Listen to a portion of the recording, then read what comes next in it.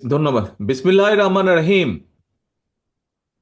তিস্তা পাড়ের সংগ্রামী জনগণ, আসসালামু আলাইকুম।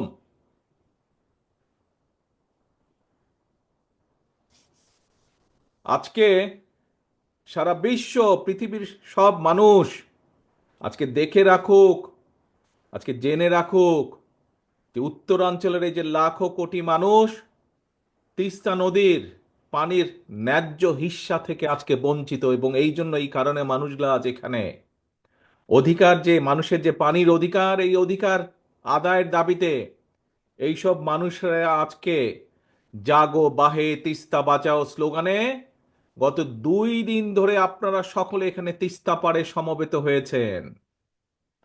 তিস্তা নদী রক্ষার আন্দোলনের এই উদ্যোগে আজকে যে এই যে 2 দিন ব্যাপী আয়োজিত এই অনুষ্ঠান, এই অনুষ্ঠানের আজকের আমাদের মূল নেতা, সভাপতি আসাদুজ্জামান দুলু, বিএনপি সহ বিএনপির অগণিত লাখো নেতাকর্মী সহ গণতন্ত্রের পক্ষের বিভিন্ন রাজনৈতিক দলের আজকে উপস্থিত, গত 2 দিন ধরে এখানে উপস্থিত নেতৃবৃন্দ সহ এই সমগ্র এলাকার বিভিন্ন শ্রেণী পেশার বিশিষ্ট মানুষজন যারা আছেন, বিশিষ্টজন আছেন, বিশেষ করে এই উত্তরাঞ্চলের সংগ্রামী জনগণ, আপনাদের প্রতি রইল আমার সংগ্রামী অভিনন্দন। প্রিয় ভাইরা, উত্তরাঞ্চলের পানির এই ন্যায্য হিস্যা বঞ্চিত মানুষেরা আজকে সারা বিশ্বকে জানিয়ে দিতে চায় যে ভারতের সঙ্গে বাংলাদেশের 54টি যে অভিন্ন নদী, এই নদীর পানির ন্যায্য হিস্যা প্রাপ্তি এটা কোনো কারো করুণার বিষয় নয়।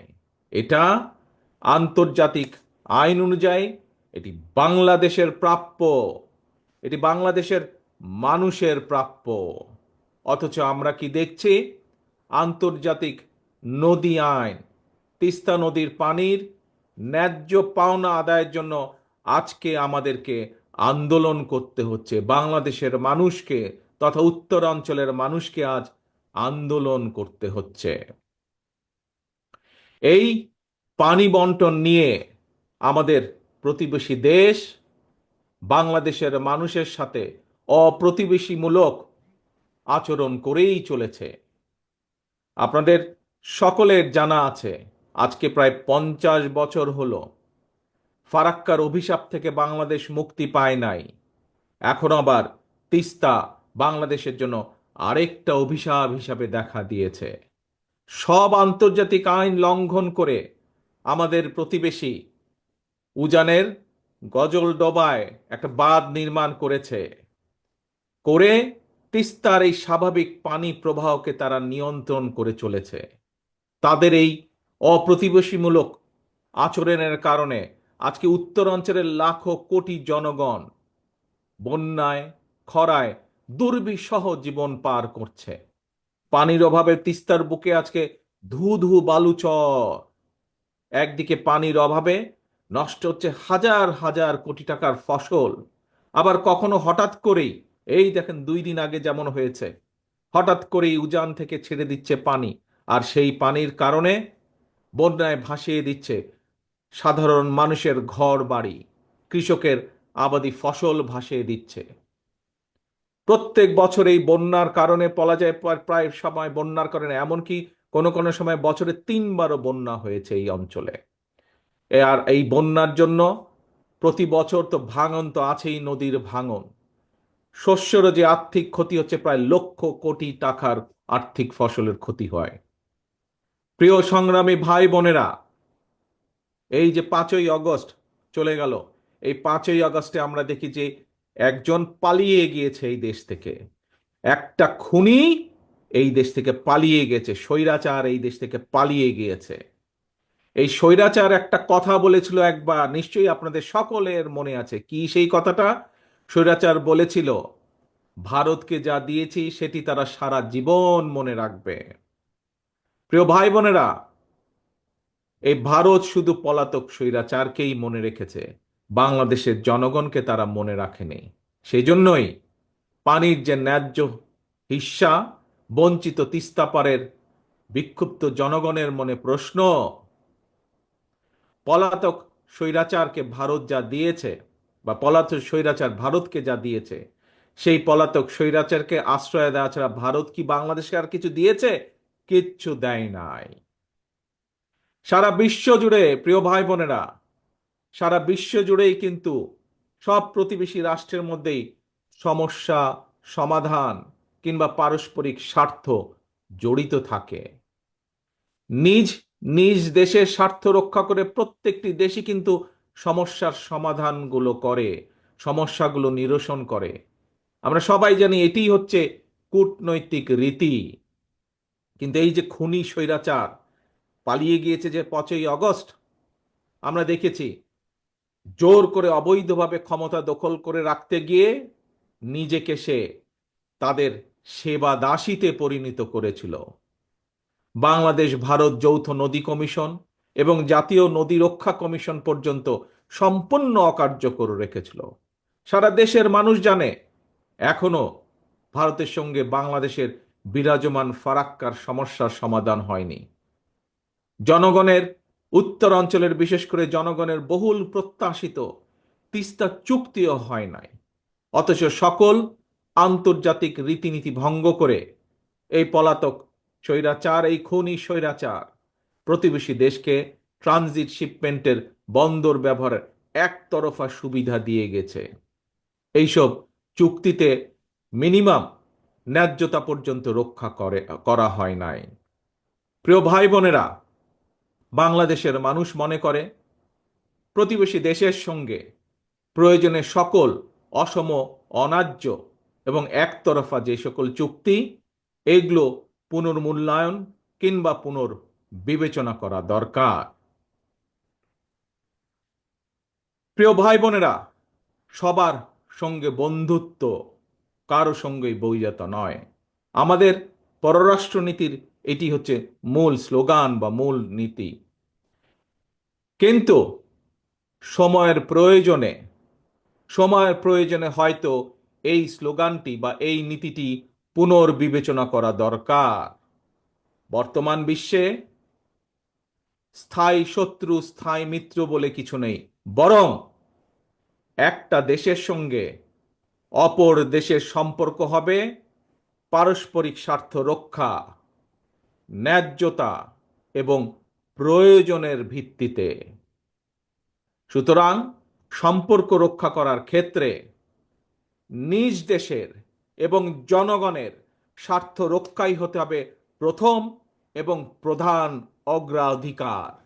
এ কারণেই বিএনপির স্লোগান সবার আগে বাংলাদেশ। বন্ধুত্বের দোহাই দিয়ে বাংলাদেশের জনগণ আর কাঁটাতারের বেড়ায় ফেলানির ঝুলন্ত লাশ দেখতে চায় না। সীমান্তে নিরীহ বাংলাদেশিদের রক্তাক্ত মরদেহ আর বাংলাদেশের মানুষ দেখতে চায় না। প্রিয় দেশবাসী, প্রিয় তিস্তা পাড়ের ভাই বোনেরা, প্রতিবেশী দেশ ভারত যদি পানির ন্যায্য হিস্সা না দেয় বা দিতে যদি দেরি করে, তিস্তা চুক্তি করতে অনীহা দেখায়, তাহলে দেশ এবং জনগণের স্বার্থে, জনগণকে বাঁচাতে, কৃষিকে বাঁচাতে, কৃষককে বাঁচাতে, নদী বাঁচাতে, নাব্যতা রক্ষা করতে, তিস্তা সমস্যার সমাধানের জন্য আমাদেরকেই আমাদের বাঁচার পথ খুঁজে নিতে হবে। দেশীয় এবং আন্তর্জাতিকভাবে সকল সম্ভাব্য বিকল্পকে কাজে লাগাতে হবে। এবং এ কারণেই আমরা মনে করি পানির ন্যায্য হিস্সা আদায় করতে জাতিসংঘ সহ সংশ্লিষ্ট সকল আন্তর্জাতিক ফোরামে জোরালোভাবে বাংলাদেশের দাবি তুলে ধরতে হবে। একই সাথে প্রতিবেশী দেশের সাথেও আমাদেরকে কূটনৈতিক কাজ করতে হবে, কূটনৈতিকভাবে আলোচনা শুরু করতে হবে। আবার আন্তর্জাতিক অংশগ্রহণের উদ্যোগের অংশ হিসাবে আর সময়ক্ষেপণ না করে অবশ্যই আমরা মনে করি বাংলাদেশকে 1992 সালের ওয়াটার কনভেনশন এবং 1997 সালের জাতিসংঘ পানি প্রবাহ কনভেনশনে স্বাক্ষর করা জরুরি হয়ে পড়েছে। প্রিয় ভাই বোনেরা, আন্তর্জাতিক উদ্যোগের পাশাপাশি বিশেষ করে উত্তরাঞ্চলকে মরুকরণ থেকে বাঁচাতে তিস্তা মহাপরিকল্পনা বাস্তবায়নের কোনোই বিকল্প নেই। আপনাদের প্রিয় দল বাংলাদেশ জাতীয়তাবাদী দল রাষ্ট্র জনগণের সমর্থনে আল্লাহর রহমতে রাষ্ট্র পরিচালনার দায়িত্ব পেলে আগামী দিনে অবশ্যই আমরা অগ্রাধিকার ভিত্তিতে তিস্তা মহাপরিকল্পনা বাস্তবায়নের সব রকম উদ্যোগ আমরা ইনশাল্লাহ গ্রহণ করব। পাশাপাশি পাশাপাশি বর্ষা সহ অন্য অন্য উৎস থেকে পানি সংরক্ষণ করে রাখার জন্য বাংলাদেশের ভেতরে থাকা তিস্তার ডান পাশের 7টি নদী এবং তিস্তার বাম পাশে 5টি শাখা বা উপনদী, এগুলোকেও খনন করা অত্যন্ত জরুরি। এগুলোকেও খনন করতে হবে আমাদের। এছাড়াও পানির বিকল্প উৎস তৈরি এবং পানি সংরক্ষণের জন্য নদী ও পানি বিশেষজ্ঞদের পরামর্শ অনুযায়ী দেশের বিভিন্ন স্থানে জলাধার নির্মাণ এবং পুনরায় শহীদ জিয়ার সেই খাল খনন কর্মসূচি চালু করব ইনশাল্লাহ আমরা।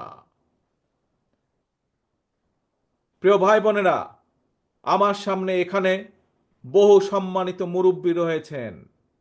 সেই মুরব্বীদের উদ্দেশ্যে বলতে চাই, প্রিয় মুরব্বীবর্গ, আপনাদের অনেকেরই মনে আছে সারা দেশে স্বাধীনতার ঘোষক শহীদ রাষ্ট্রপতি জিয়াউর রহমানের খাল খনন কর্মসূচির কথা।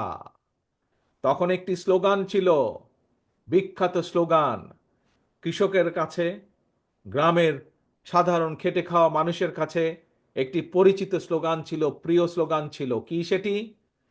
খাল কাটা হলে সারা, দূর হবে বন্যা খরা।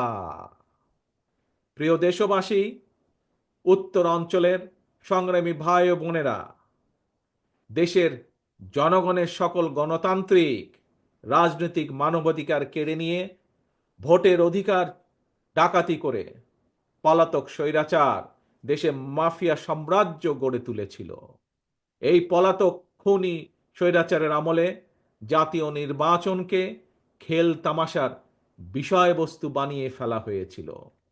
জনগণকে বিগত 15টি বছর ভোট দিয়ে সংসদ সরকার অর্থাৎ জনগণের নিজের সরকার প্রতিষ্ঠা করার কোনোই সুযোগ দেওয়া হয় নাই।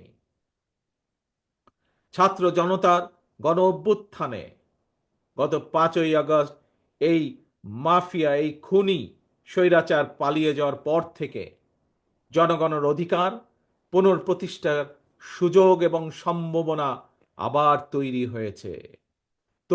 ভোটের অধিকার প্রয়োগ করে জনগণের কাছে দায়বদ্ধ একটি গণতান্ত্রিক সরকার প্রতিষ্ঠার সুযোগ। কিন্তু গণতন্ত্রের পক্ষের শক্তি কিংবা সরকারের কোনো হঠকারী সিদ্ধান্তের কারণে যাতে এই খুনি পলাতক স্বৈরাচার আর তার দোসররা পুনর্বাসনের সুযোগ না পায়, সে ব্যাপারে আমাদের সকলকে সতর্ক থাকতে হবে। সে ব্যাপারে আমাদের সকলকে ঐক্যবদ্ধ থাকতে হবে অতীতের মতন। গণতান্ত্রিক দলগুলোর পক্ষ থেকে জাতীয় নির্বাচনের কথা শুনলেই অন্তর্বর্তীকালীন সরকারের কেউ কেউ বিচলিত হয়ে ওঠেন। প্রিয় দেশবাসী, প্রিয় ভাই বোনেরা, আমাদের অবশ্যই মনে রাখা প্রয়োজন, জাতীয় নির্বাচন নিয়ে এক এক উপদেষ্টা এক এক রকমের বক্তব্য এই খুনি মাফিয়া চক্রের সামনে বিশৃঙ্খলা সৃষ্টির পথ সুগম করে দেয়। এই জন্যই বিএনপি বারবার এই অন্তর্বর্তীকালীন সরকারের প্রতি তাদের কর্মপরিকল্পনার রোডম্যাপ ঘোষণা করার আহ্বান জানিয়েছে, প্রতিবার আহ্বান জানিয়েছে। তিস্তা তীরের প্রিয় ভাই বোনেরা, 2 দিন ধরে আপনারা আপনাদের দাবি নিয়ে তিস্তা পারের 11টি পয়েন্টে আপনারা কর্মসূচি পালন করেছেন। আপনাদের এই আন্দোলন অবশ্যই ইনশাল্লাহ বৃথা যাবে না।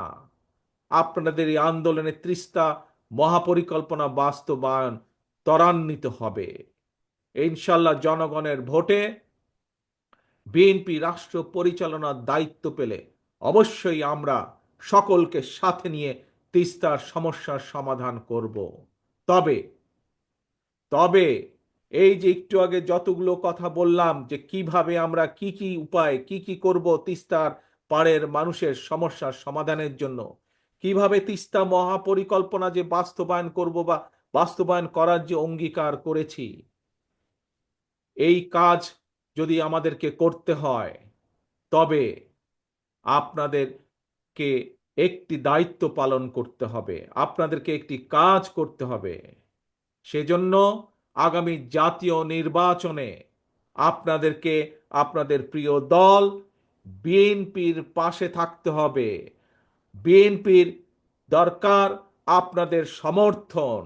আপনাদের সমর্থন থাকলে, দেশবাসীর সমর্থন থাকলে ইনশাল্লাহ আমরা এই ধরনের তিস্তা সহ আরো যেই কাজগুলো আছে ইনশাল্লাহ সেই কাজগুলো বা সেই সমস্যার সমাধান করার আমরা সুযোগ পাবো ইনশাল্লাহ।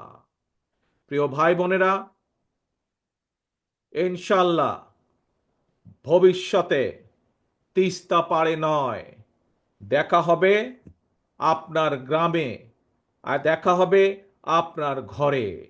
আসুন, এই যে গত 2 দিন ধরে আমরা সকলে মিলে এখানে একত্রিত হয়েছি, এই যে হাজারো লক্ষ মানুষ গত 2 দিন ধরে যে আপনারা এখানে প্রতিবাদ গড়ে তুলেছেন, সারা বিশ্বকে দেখিয়েছেন কিভাবে ন্যায্য অধিকার প্রতিষ্ঠা করার জন্য বাংলাদেশের মানুষ, তিস্তা পারের মানুষ ঐক্যবদ্ধ হতে পারে নিজেদের অধিকার আদায়ের জন্য। আসুন, আজকের এই 2 দিনের এই কর্মসূচিতে আমরা প্রতিজ্ঞা গ্রহণ করি। কি সেই প্রতিজ্ঞা? সেই প্রতিজ্ঞা হলো জাগো বাহে, তিস্তা বাঁচাও, জাগো বাহে, বাংলাদেশ বাঁচাও। এই হোক আমাদের স্লোগান, জাগো বাহে, তিস্তা বাঁচাও, জাগো বাহে, দেশ বাঁচাও। আসুন, এই হোক আমাদের স্লোগান, এই হোক আমাদের শপথ আজকের। আল্লাহ হাফেজ। বাংলাদেশ জিন্দাবাদ। বাংলাদেশ জাতীয়তাবাদী দল জিন্দাবাদ।